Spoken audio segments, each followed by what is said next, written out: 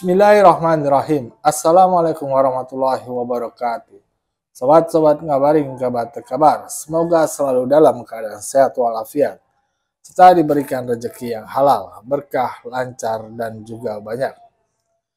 Kali ini kami akan memberikan sebuah tayangan video Mr. Q dengan tawa khasnya yang terkenal, yaitu ketawa polarisasi yang membuat para pembenci Pak Jokowi telinganya sakit.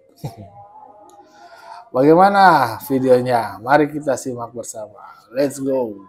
Ya walaupun kayak misalnya buat gue sih ya, gue gak sependapat sama Bang Kodari. Ya cukup lah 2 periode tuh 10 tahun udah cukup. Tapi itu kan lagi-lagi versi gue.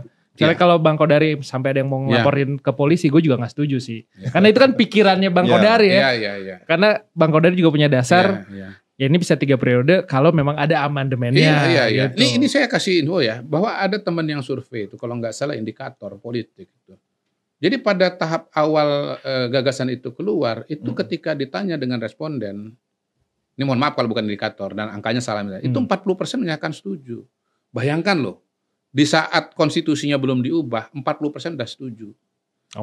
Bayangkan ya kalau misalnya itu betul-betul diubah oleh MPR, menurut saya yang akan setuju akan jauh lebih banyak lagi karena udah boleh kan. Karena akhirnya kan muncul tudingan-tudingan negatif, Bang.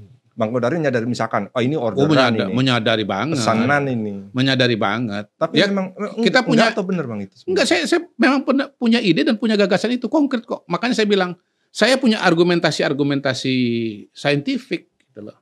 Misalnya kayak tadi buku From Voting to Violence, itu ada bukunya, buku lama itu. Dari tahun 2000 itu. Jadi bahwa pemilu kemudian menjadi kerusuhan, pemilu menjadi konflik itu terjadi di mana-mana. Yang kedua, kita sudah melihat kan bibit-bibitnya bagaimana perseteruan yang begitu keras 2014, 2019, bagaimana grup WA terbelah kan gitu kan? Grup keluarga. Bang. Grup keluarga terbelah gitu. Itu malah ketua Bawaslu itu yang sekarang dia bilang, gua ini bingung, dia bilang bapak saya mendukung si A, kakak saya dukung si B. Ya, Bawaslunya ya dia gitu. Tapi ternyata solusinya pakai 3 pasangan. Agak cenderung lebih adem sih Bang di 2024. Oh iya, ini adem. Kenapa? Karena 3 paslon. Iya. Dan sekali putaran. Iya. Dan Kodari lagi. Loh, ini Mr. Q menyelamatkan bangsa Indonesia loh. Loh iya, saya yakin kalau ini 2 putaran berhadapan di putaran kedua, kalau kita pakai angka sekarang ya. Itu kan berhadapan Prabowo dengan siapa? Anies. Oh itu pasti mengerikan itu. Kenapa? Pasti isu agama akan muncul lagi. Bayangkan, untuk seorang Jokowi yang Islam bisa muncul bahwa dia itu Kristen. Nah, sekarang Pak Prabowo memang beliau Islam, tapi ibunya Kristen. Kakaknya Katolik, adanya Kristen. Muncul gak isu agama? Pasti muncul, Bos. Yang kedua, paslonnya Jokowi lawan Prabowo. Ya, Jokowi calon Kristen, Prabowo calon Islam. Pak Prabowo kan nasionalis. Nah, kalau ini Mas Anies, HMI bos. Keturunan Arab, pasti stempel Islamnya lebih kuat lagi. Itu, dan bayangkan dari bulan Februari sampai dengan bulan Juni ada 4 bulan. Dan ada bulan Ramadan di situ. Jadi kita belum tentu kita bisa podcast sekarang ini, Bos. Kalau nggak ada gerakan sekali putaran Mr. Q.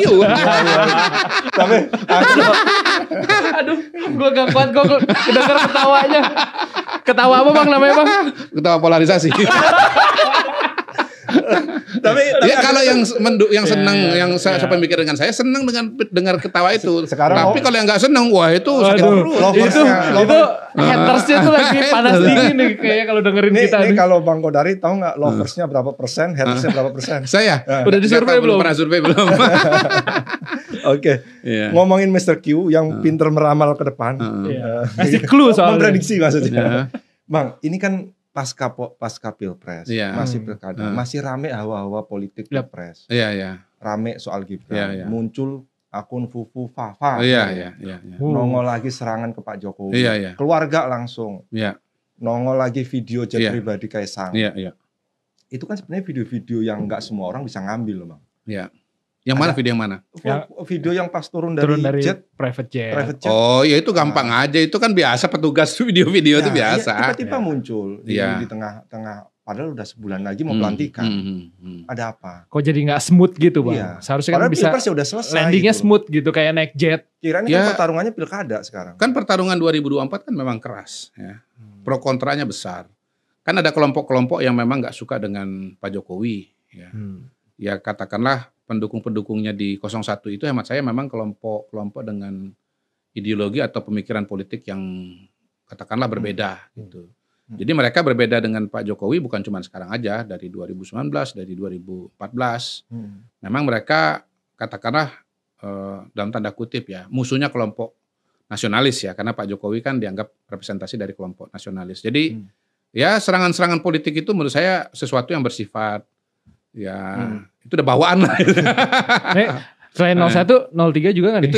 Nah, yang kedua, memang ada lawan-lawan politik Pak Jokowi yang gak happy dengan Pak Jokowi, yang notabene pada 2024 ini ya terutama dari kalangan PDI Perjuangan ya, yang merasa bahwa Pak Jokowi sudah berbeda dengan mereka. Lalu ada juga kelompok-kelompok yang merasa bahwa Pak Jokowi dianggap melanggar demokrasi lah atau merusak demokrasi dan seterusnya. Jadi ya gini loh. Nggak ada dinamika politik pun yang namanya media sosial itu pasti akan ada pro kontra, tetap ada hoaks, pasti ya. Apalagi kalau ada dinamika politik yang begitu besar seperti Pilpres 2024. Belum lama kok. Jadi sekarang ini kalau misalnya masih terjadi dinamika seperti itu, ya sangat wajar. Belum lagi kalau kita bicara mengenai pertarungan jilid 2. Pertarungan jilid pertama adalah Pilpresnya, pertarungan jilid 2 adalah masuk ke dalam pemerintahannya gitu. Oke. Nah, kalau mau masuk ke dalam pemerintahan ini kan juga orang kan pengen masuk juga kan gitu loh. Nah, ini yang kelompok-kelompok yang mungkin melihat bahwa kalau Pak Prabowo nggak kompak dengan Pak Jokowi, nggak kompak dengan Mas Gibran, merasa akan ada ruang buat mereka untuk menggantikan posisi atau perannya Pak Jokowi dan perannya Mas Gibran itu. Jadi menurut saya sangat wajar, dan itu justru paling bisa kita pahami dari kasus Fufu Fafa. Kenapa? Itu apa sih relevansinya dengan pemerintahan sekarang? Nggak ada relevansinya. Iya. Akunnya akun lama, kemudian juga belum tentu nggak bisa diverifikasi. Kita kan nggak bisa mengatakan hari ini apakah itu betul akunnya Mas Gibran. Yang mengatakan akun Mas Gibran belum tentu bisa membuktikan. Demikian pula sebaliknya, walaupun kata Budi Ari ya Menkominfo, dengan perangkat yang dia miliki, dia bisa mengatakan itu bukan akunnya Gibran. Tapi buat apa sih, itu kan 11 tahun yang lalu gitu. Bahkan Pak Dasko sendiri sudah mengatakan Pak Prabowo tidak peduli dengan hal yang seperti itu. Nggak penting itu. Jadi itu adalah jelas upaya untuk memecah belah Pak Prabowo dengan Mas Gibran. Ya kalaupun beginilah, kalaupun misalnya dia nggak masuk, minimal ketika Gibrannya dibatalkan atau nggak disukai oleh Pak Prabowo, kan mereka kan tepuk tangan kan, hore gitu. Sesederhana itu aja. Ya, seperti itulah tadi diskusi Mas Q. Banyak ilmunya, bukan? Bagaimana menurut pendapat kalian? Silakan tulis di kolom komentar. Wassalamualaikum warahmatullahi wabarakatuh.